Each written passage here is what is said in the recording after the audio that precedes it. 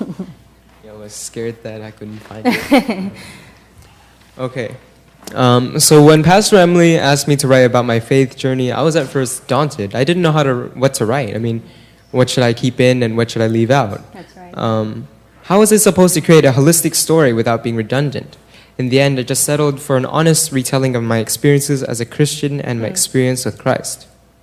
My story is made up of many so-called movements to illustrate the evolution of my faith over the years. The parts I mention are some of the turning points that I've experienced. I've been acquainted with these changes in my faith not only through fellow believers, but also through the diverse lenses that the people view Christianity with. My story is far from complete, but what I'm going to give as my faith journey today will illustrate most of the large changes that have influenced what I have become. I was born into a Christian family. My mother was baptized, firmly rooted in her faith since her youth.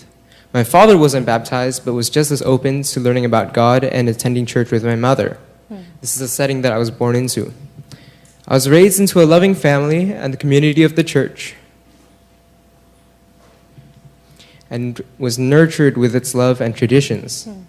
And so when I was 2.5 years old, I was baptized. It was more of a ceremony for my parents and a baptism with water as an initiation into Christianity.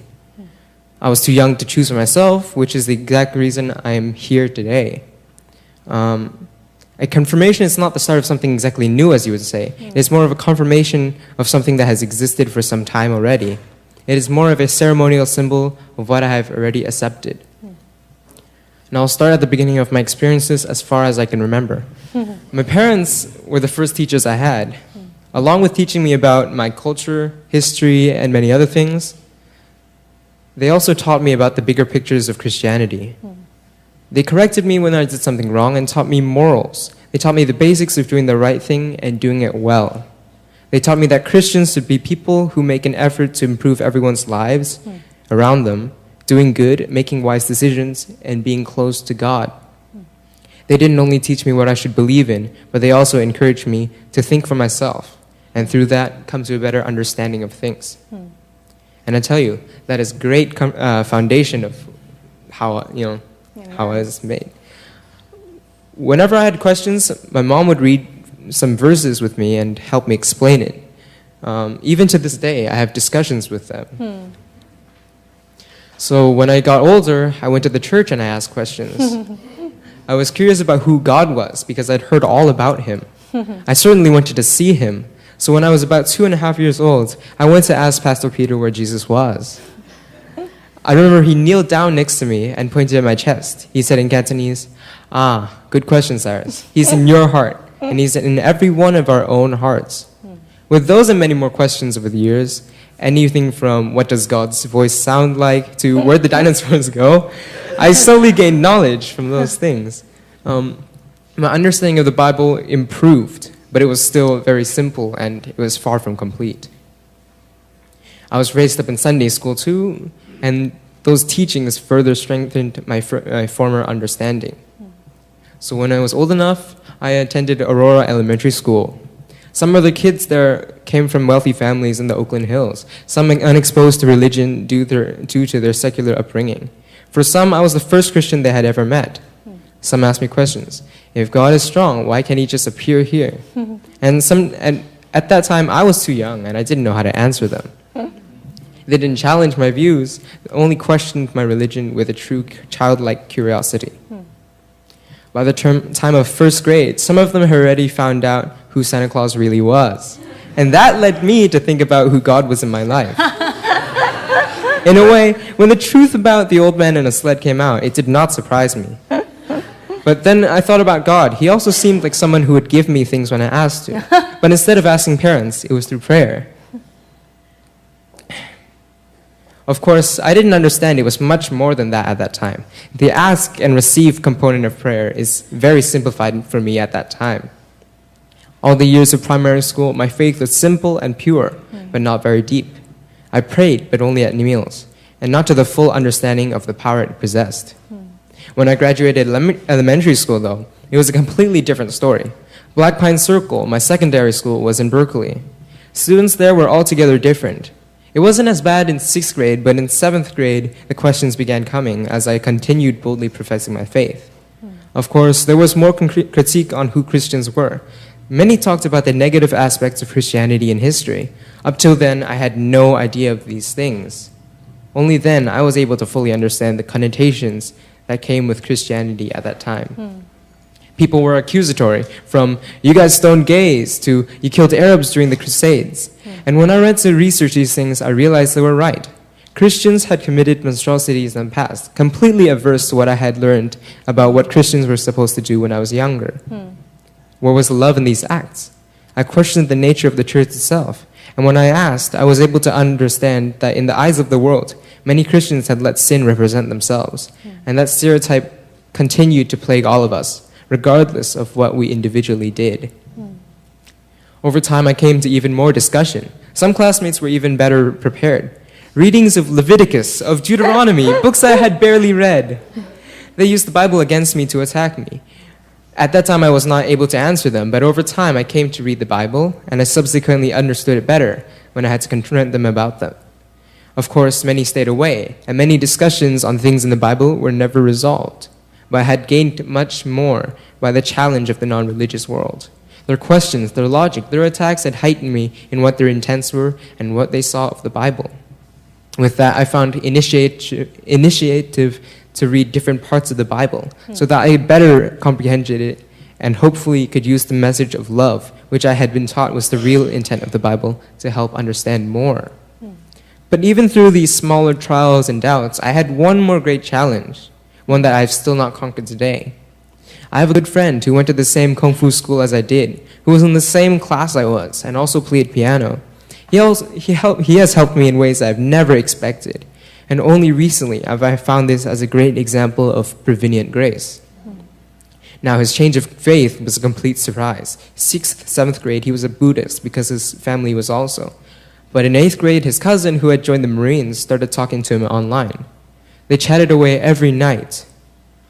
And by the second half of the 8th grade year, he had been converted to Christianity. At first, I was glad. I finally had a friend who shared my faith. But soon enough, I noticed the differences. My formerly relaxed and goofy friend had transformed into a militant and Islamic-hating Christian. Only after he told me about what his cousin had taught him, I finally realized that he was a completely different kind of Christian. Of course, I knew of other types of Christianity from before: Catholicism, Orthodoxy, Baptist, among many. This I knew, but only through research I was introduced to fundamental Christianity. When my friend discussed with me hour after hour on chat about what he believed, I discovered that his understanding of the text was very different from mine. Then over time I realized there were thousands upon thousands of ways to read the text we call the Bible. His radical and literal readings of the Bible, fueled by his cousin's teachings, transformed him into one who was literal and militant in action. I feared for him, but I didn't know what to do. And even with his discussions about what he believed, he helped me understand that there were many differences in belief, many different types of Christians. In the end, he helped me reinforce what I believed. Through that, I was able to become even stronger as a Christian and wiser in the understandings of not only the book we all consult from, but the placement, the attitudes, and the views of Christians all over the world. We all believe in the same God, but over time there have been more ways to see this God than there are countries in the world. The diversity and understanding has brought me to a point where I'm more aware and open to exploring each faith, the situation from which it arose from, and how it functions differently. This has helped me to accept and to understand more. The challenges he provided, frustrated as I had been, actually was a blessing. His asking questions and bringing up things I had never even pondered shifted my gaze and let me see new things that improved my understanding. So when I came to high school, I had become, I might say, wiser, more independent, and more devoted as a Christian. Away were the innocent views that I had once had in primary school. Now that I understand the world possessed many details that were horrifying, in which everyone takes a part in making it a reality. Not only did the secular world outside run black with sin, but also Christians themselves. They were spread far and wide, causing harm as well as doing good. I was cautious but still hopeful. Bentley, the community I'm now part of, is very politically correct. It is very insensitive to religion, especially Christianity. In its insensitivity to Christianity, it is somewhat similar to Berkeley's Black Pine Circle. But here, they spread a cloak of kindness and respect to all beliefs, which in actuality is a one-sided street. Their sincere efforts to connecting with and respect towards minority groups were not extended towards Christians, who are a minority at Bentley. Despite that, I joined the Christian Club this year, and we're a small group containing about 12 people. There, I found again a place where I could discuss God and talk about the Bible with other believers or non-believers. The Christian Club, as it was called, was open to all: Protestants, Catholics, Jews, atheists, you name it. We came and went, not always attending the meetings, but we all rejoiced at our celebration of being able to talk about the faith we all held in common. We could explore the differences in them, too. In 9th grade, I had promised myself that I would read the Bible at least once a day. I would go and find something that would stretch my understanding of what I knew already. And over time, I was able to understand even more of the Bible. My readings helped me look at the diversity of even the writers who made them. Spread over hundreds of years, the books of the Bible themselves showed an evolution in biblical scholarship and the unique zeitgeist of each. This I continued to use to expand my knowledge of the book that God had inspired and what it meant to become a Christian. Over time I spent in high school and attending adult Sunday school, I realized, with the help of others, that I was pretty well versed in my understanding. I realized I was able and ready to confirm my faith, a daunting act that would authenticate my baptism. But at that time, I was too busy with school and other distractions in life. But when I read Rob Bell's Love Wins, 14s, I read something I would paraphrase as, why wait? Of course, for the book, it was more of a call to becoming a Christian. But for me, I took it as a personal call of getting confirmed and not waiting any longer. I was ready to let the world know that I was a full-fledged Christian.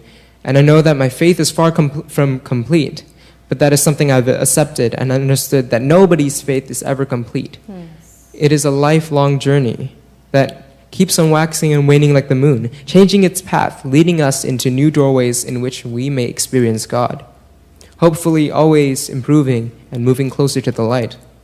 Here I am, ready to let this community confirm my faith and covenant with God, a marker in my journey, to let the world know that I've accepted God as my Father and Jesus my Savior. Last but not least, I would like to thank all my Sunday school teachers over the years who not only taught me new things but also cared and guided me. And of course, I would like to thank Pastor Emily, who not only deepened my faith but also gave me new perspectives in Christianity. I'd like to thank all my church for being my family and friends over the years and been with me every step of my journey. Thank you.